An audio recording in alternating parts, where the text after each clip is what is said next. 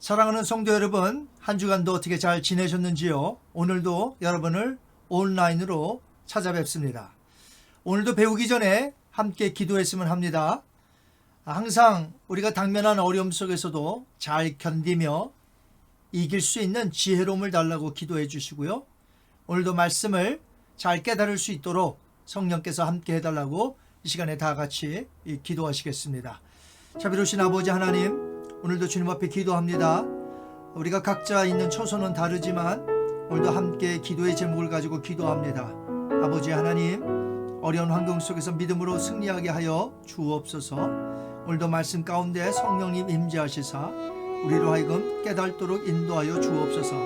감사하며 예수님의 이름으로 기도하옵나이다. 아멘. 오늘은 성경의 역사 18번째 순서가 됩니다. 성경의 적용에 대해서 말씀드리고자 합니다. 여러분은 성경을 읽고 해석하셨다면 그 후로 어떻게 하시나요? 이제 그 성경의 말씀을 삶에 적용해야 되지 않겠습니까? 성경 해석이라고 하면 주어진 본문을 해석함과 동시에 적용을 하는 것을 가리킵니다. 마치 본문 해석과 적용은 동전의 양면과 같다는 것이죠. 성경을 해석하는 이유는 그 해석한 대로 살기 위함입니다. 해석과 적용은 함께 하는 것이지 따로 분리할 수가 없다는 것이죠. 그리고 삶의 적용은 그 성경 본문의 원래의 뜻이 해석자의 현실 생활에 줄 수 있는 지침을 찾고자 하는 것입니다. 따라서 본문 해석과 적용의 관계를 설명하자면 다음과 같습니다. 진정한 본문 해석은 적용을 통하여 현실 생활에서 실천되어야 한다는 것이죠. 크리스찬들은 세상 사람들과 달리 삶의 기준을 비롯하여서 크리스찬의 정체성을 가질 수 있도록 돕는 것이 있는데 그것이 바로 성경입니다. 이 성경의 내용을 생각과 행동과 지침의 기준으로 우리 크리스찬들은 삼고 있다는 것이죠. 우리 개신교 장로교회에서는 웨스트민스터 대소요리 문답을 굉장히 중요하게 여깁니다. 평신도들을 위한 웨스트민스터 소요리 문답이라는 것이 있는데 제2문답에 보면 성경에 대해서 이렇게 말하고 있습니다. 문제 두 번째입니다. 하나님께서 무슨 규칙을 우리에게 주시어 어떻게 자기를 영화롭게 하고 즐거워할 것을 지시하셨는가? 여기에 대한 답변은 이렇습니다. 신구약 성경에 기재된 하나님의 말씀은 어떻게 우리가 그를 영화롭게 하고 즐거워할 것을 지시하는 유일한 규칙이다. 하나님은 우리에게 그분을 높이고 그분을 즐거워하며 그분의 말씀에 따라 순종하라고 성경을 우리의 삶의 규범으로 주신 것입니다. 즉 우리는 성경의 가르침대로 따라 살면 됩니다. 혹시라도 사사기에 기록된 대로 각자의 소견에 옳은 대로 살면 정말 큰일 나는 것이죠. 성경의 가르침대로 따라 사는 것을 하나님이 오늘 우리에게 원하신다는 것이죠. 우리가 성경을 바르게 해석하는 이유는 우리가 하나님의 뜻대로 살기 위함입니다. 그것을 성경의 적용이라고 말하는 것이죠. 성경적 적용이 있어 우리로 하여금 바른 실천을 살 수 있게 한다는 것이죠. 다시 말해서 성경에 적용을 하지 않으면서 단지 성경을 읽고 성경을 배우는 것은 무의미하다는 것입니다. 성경의 적용 역시 성경의 해석과 아주 깊은 관련이 있습니다. 그래서 다음과 같이 3단계가 중요한데 이것은 본문과 해석자의 현실과의 관련성을 비교 적용하는 단계입니다. 첫 번째는요, 사실이라는 이제 분야인데 관련 사실을 연구 분석하는 것이죠. 배경, 언제 어디서 어떤 상황에서 본문이 기록되었는가. 목적, 본문은 왜 기록되었는가. 형태, 본문은 어떤 형태로 어떻게 기록되었는가. 문맥, 본문은 문서 전체에 어떤 관련이 있는가.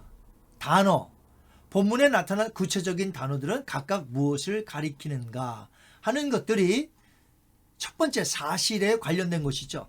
그럼 이제 두 번째로는 그 의미를 알아야 됩니다. 본문 의미를 확인하고 느끼는 것이죠. 의미, 본문은 당시에 독자들에게 어떤 의미를 주는가? 강조점은요, 본문의 주요 강조점과 교훈은 무엇인가? 본문 비교, 이 본문과 다른 본문을 비교해 보면 어떤 차이가 있는가? 왜냐하면 복음서 중에서도 같은 내용을 조금씩 다르게 본문들이 기록되어 있어요. 그래서 본문을 서로 비교해 보는 거죠. 원칙, 본문이 당시에 특별한 필요에 의해 쓰여졌다면 본문에서 얻을 수 있는 일반적인 삶의 원칙은 무엇인가? 라는 것을 두 번째 의미에서 우리가 깨닫는 것이죠. 세 번째는 적용 부분입니다. 말씀의 현실 적용을 실천하는 거죠. 현재 상황을 인식하는 것입니다. 본문 기록 당시의 상황과 오늘날의 상황에 공통점이 있다면 어떤 점인가? 교훈, 본문이 하나님, 사람, 세상 그리고 교회 등에 주는 교훈은 무엇인가? 고백, 본문에서 얻은 기도의 제목이나 찬양 제목은 어떤 것인가? 당신은 본문과 같은 고백을 할 수 있는가? 적용, 당신에게 명령하거나 경고하거나 약속의 말씀을 준 것은 어떤 것인가? 그리고 마지막 결단과 실천이죠. 본문에서 당신이 곧바로 취해야 할 모범적인 행동은 어떤 것인가? 라는 것을 살피는 것이죠. 이것이 바로 3번 적용에 해당이 됩니다. 저희 교회에서 옥하는 목사님의 교재로 제자훈련을 실시하고 있는 중에 있습니다. 제자훈련 1권, 제자훈련의 터다지기에 보면 큐티를 어떻게 해야 함에 대해서 이렇게 가르치고 있습니다. 성경을 보며 경건의 시간이죠. 큐티 타임. 그 큐티를 가질 때 세 가지 측면을 가지라고 말합니다. 본문을 연구와 묵상, 사실이죠. 본문에서 느끼는 겁니다. 의미죠. 본문으로 결단과 실천, 적용을 의미합니다. 큐티의 이 세 가지 측면 역시 앞서 말한 것과 다를 바가 없다는 것입니다. 적용이란 예수님을 믿는 사람이 삶의 모든 영역에서 하나님의 말씀을 전 인격적으로 순종하며 실천하며 사는 것을 의미합니다. 예를 들어서 십계명을 주신 이유가 무엇일까요? 두 돌판에 멋있게 글로 새기어 어디엔가 벽에 걸어두어 그저 보기만 하라는 것일까요? 그런 것이 아닐 것입니다. 십계명을 주신 이유는 우리 각자의 마음에 새기어 그 말씀을 내 삶에 적용하여 항상 그 말씀대로 따라서 실천하라는 것이죠. 바울이 성경에서 주는 교훈에 대해서 이렇게 말했습니다. 디모데후서 3장 16절 17절에 보면 성경이 그저 읽고 끝나는 것이 아니라 바로 우리의 삶에서 능력이 나타난다고 가르치고 있는데 한번 제가 읽도록 하겠습니다. 디모데후서 3장 16절 17절 말씀입니다. 모든 성경은 하나님의 감동으로 된 것으로 교훈과 책망과 바르게 함과 의로 교육하기에 유익하니 이는 하나님의 사람으로 온전하게 하며 그 다음에요 모든 선한 일을 행할 능력을 갖추게 하려 함이라. 즉 말씀을 읽고 암송하고 묵상하는 것으로 그치는 것이 아니라 이 말씀이 선한 일을 행할 수 있는 능력을 우리에게 주신다. 즉 적용하여 실천한다는 말씀이 되겠습니다. 성경은 우리로 구원에 이르도록 지혜만 주시는 것이 아니라 하나님의 말씀대로 살 수 있도록 능력을 주신다. 이 말씀이 굉장히 중요합니다. 즉 삶에 적용하며 실천하라는 것이죠. 야고보도 우리가 믿음이 있노라 하면서 실천하지 않으면 어떻게 한다고 그랬죠? 죽은 믿음이라고 그랬습니다. 그래서 순종하는 삶이 매우 중요하다는 것이죠. 야고보서 2장 26절을 제가 한번 읽겠습니다. 영혼 없는 몸이 죽은 것 같이 행함이 없는 믿음은 죽은 것이니라. 아멘. 그런데 문제는 오늘날 기독교 안에서도 같은 성경을 보는데 다르게 행동한다는 것이죠. 왜 다르게 행동할까요? 그것은 해석이 다르기 때문이지요. 다르게 행동한다는 것은 성경의 적용이 다르다는 것이에요. 해석이 다르니까 적용이 다르고 적용이 다르니까 나타나는 행동들이 판이하게 다르다는 것입니다. 자신의 어떤 행동하는 이유를 합리화하기 위해서 성경 본문들을 사용하는 경우가 많이 있습니다. 성경의 원래의 의도가 전혀 아닌데도 불구하고 자신의 주장을 합리화하기 위해서 성경을 다르게 해석하고 적용하며 행동한다는 것이죠. 이것은 큰 문제가 아닐 수 없습니다. 성경을 잘못 해석하는 것도 문제지만 그 잘못된 해석을 실천에 옮길 때 더욱더 큰 문제가 발생된다는 것입니다. 잘못된 성경에 적용이 되겠죠. 신약 성경에 나오는 인물들도 구약 성경을 자신의 때에 해석하며 적용했던 것을 보게 됩니다. 무려 시간적으로 길게는 1500년, 짧게는 400여 년의 기간이 있었습니다.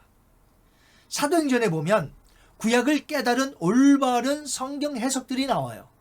그 해석대로 적용하며 실천하는 모습들이 사도행전에서 우리가 발견할 수 있습니다. 우리는 신약 성경을 기록한 때에서부터 또 다른 2000년이 지난 후에 살기 때문에 더 시간적인 갭이 있습니다. 그럼에도 불구하고 성령님이 우리를 조명하시어 우리로 바른 해석을 하게 하시고 삶에 바르게 적용하며 실천하게 하신다는 것입니다. 제가 어디서 본 글인데요. 2015년 9월 16일자 법보신문에서 현흥 스님이라는 분이 이해하는 깨달음과 이루는 깨달음을 구분하면서 그동안 이해하는 깨달음에만 치중했던 불교 수행에 문제가 있었다고 제기를 한 글이 있습니다.